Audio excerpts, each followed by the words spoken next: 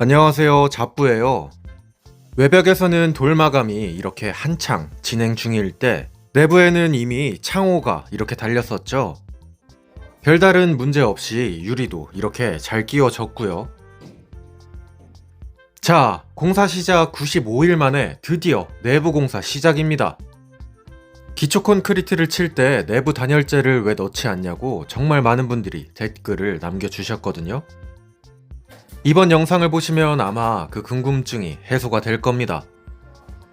이제 해야 하는 작업은 내부에 콘크리트를 치는 방바닥 통미장, 일명 방통입니다. 이건 아파트에서도 많이 하는 작업이라 다들 알고 계시죠? 이거라면 바닥에 보일러가 생기게 된다는 거예요. 홍천살이 4년 만에 진짜 보일러가 있는 집에서 살게 된 거예요. 클럽하우스는 난로를 아무리 틀어놔도 완전 냉골인데 진짜 눈물이 납니다. 눈물이. 자, 그렇게 이번 공사의 하이라이트 단열재가 도착했습니다. 바닥에는 물이 빠져나가지 않도록 비닐을 한번 깔았고요. 그 위에는 단열재가 올라갑니다. 많은 분들이 의문을 제기했던 게 단열재는 왜 없느냐 였거든요. 근데 요즘 공법에서는 단열재가 이렇게 방통 직전에 올라갑니다. 기초 콘크리트의 하단에 깔리는 단열재는 효과가 없대요. 근데 좀 이상한 게 있죠? 단열재가 한 장이 아니고 두 장이 들어갔네요. 단열재의 저 미세한 틈으로도 열기가 빠져나가는 열교 현상이 발생할 수 있다고 해요. 그래서 저 틈새를 최대한 막기 위해 단열재를 두 장을 겹쳐 깔았습니다. 그리고 들어간 단열재는 총 160mm. 어마어마하죠? 몇 년 전에 규정이 바뀌어가지고 바닥면에는 150mm 이상을 무조건 깔아야 돼요. 그게 법입니다, 법. 단열재 연결 부분은 이렇게 우레탄 폼을 한 번씩 뿌려주고요. 근데 벌써 따뜻해 보이지 않나요? 단열재가 열을 내는 건 아니지만 이것만 깔렸는데 뭔가 좀 따뜻해 보입니다. 건물이 휘어 있어서 바닥에 직각이 맞지 않는 이런 부분들은 모두 다 꼼꼼하게 우레탄 폼이 시공이 되었고요. 단열재를 바닥에 고정시켜주는 저 화스너에도 우레탄 폼이 들어갔습니다. 정말 모든 공정에 손이 무지하게 많이 가죠. 단열재 이거 뭐 하루면 깔지 않나 생각을 했었는데 이틀이 넘게 진행이 되었습니다. 다락을 제외하고 단열재가 들어간 바닥 면적은 총 37평이에요. 거기다가 한 번 깔고 한 장을 또 깔아야 되니 이거 뭐 일이 끝이 없습니다. 하지만 방통은 한 번 깔아두면 웬만하면 교체하는 일 없이 쭉 가니까 한 번 깔 때 제대로 까는 게 좋겠죠. 와, 근데 단열재가 없는 집에서 살아서 그런지 이것만 봐도 설렙니다. 이 효과 체감하는 날엔 도대체 어떤 기분일지. 물기가 많은 조정 욕조 쪽에는 물에 강한 아이소핑크를 시공했어요. 저는 그 틈에 남는 단열재 쪼가리 들고 와서 지하수에 시공 중. 얘는 왜 이러고 있는 거야?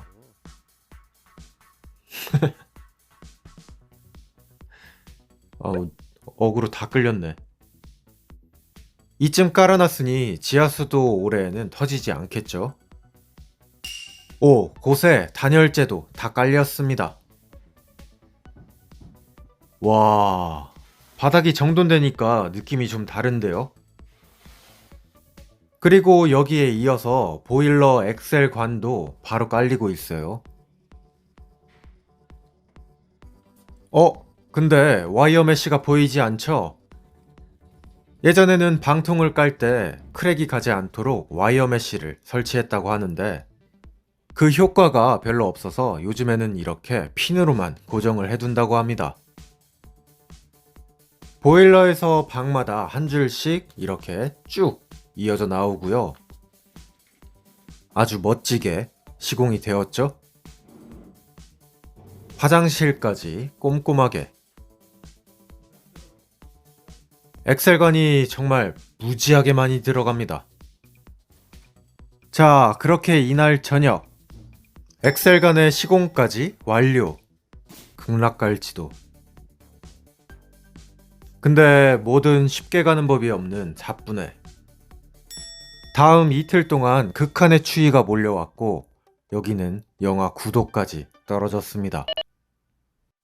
모든 공사가 중지되고 그렇게 날씨가 풀리길 기다리고 3일 뒤 드디어 몰탈차가 들어왔습니다. 다행히도 앞으로는 날씨가 좀 풀려서 큰 문제 없이 양생을 할 수 있을 것 같아요.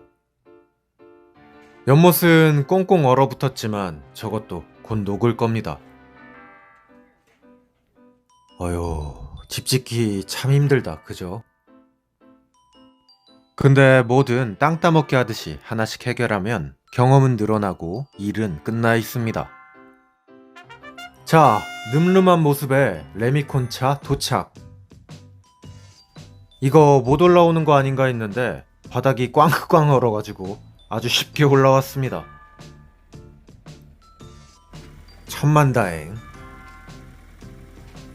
그렇게 시작되는 눈물 나는 몰탈 살포 작업. 와, 이거 보려고 100일을 기다렸네요. 바텀 플레이트에 표시가 된 곳까지 쭉쭉 뿌려집니다. 방통에서 가장 중요한 건 얼마나 굴곡이 없게 평평하게 시공이 되느냐인데 지난번에 저희 미장도 해주셨던 분들이라 걱정은 없겠어요. 와, 미리 박아둔 저 레벨봉 위까지 아주 고르게 타설이 되고 있습니다. 한쪽에서는 타설을 하고 바로 옆에서는 저렇게 수평을 잡아주고요.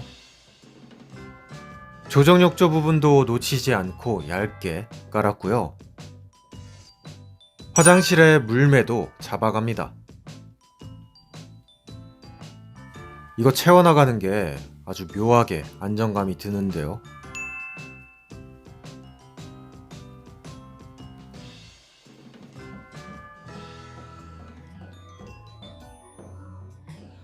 신기한 건 창틀의 절반을 이렇게 몰탈로 먹었어요. 그러면 나중에 창틀이 좀 덜 보여서 예뻐 보인다고 합니다. 커다란 거실도 작업 중. 레벨봉 잘 맞춰서. 시공된 몰탈은 총 9룹에 이렇게 깔렸습니다. 어떠신가요? 느낌이 확 다르죠? 이제 기존의 공사장에서 좀 집 같은 느낌이 들지 않나요? 남는 몰탈은 지난번에 타설을 하지 못했던 이쪽 옹벽 위에도 뿌려놨고요. 날씨 때문에 조금은 더뎠지만 착실하게 진행이 되고 있습니다. 자, 방통도 무사히 뿌렸으니 이제는 내장 단열과 인테리어만 남았습니다. 같이 달려오시느라 고생 많으셨어요. 이제 정말로 끝이 보입니다. 근데 영하 9도였는데 눈 오기 전에는 입주할 수 있는 거 맞겠죠? 아니, 입주가 가능한 건 맞겠죠? 잡분의 집을 재밌게 보셨다면 구독 한 번씩 눌러주시고요.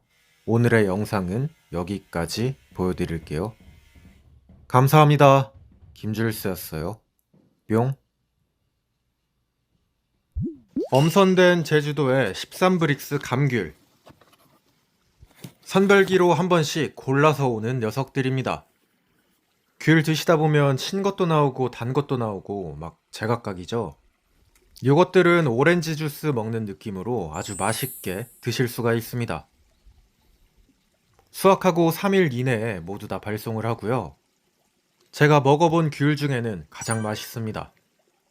자세한 내용은 링크를 확인해 보세요.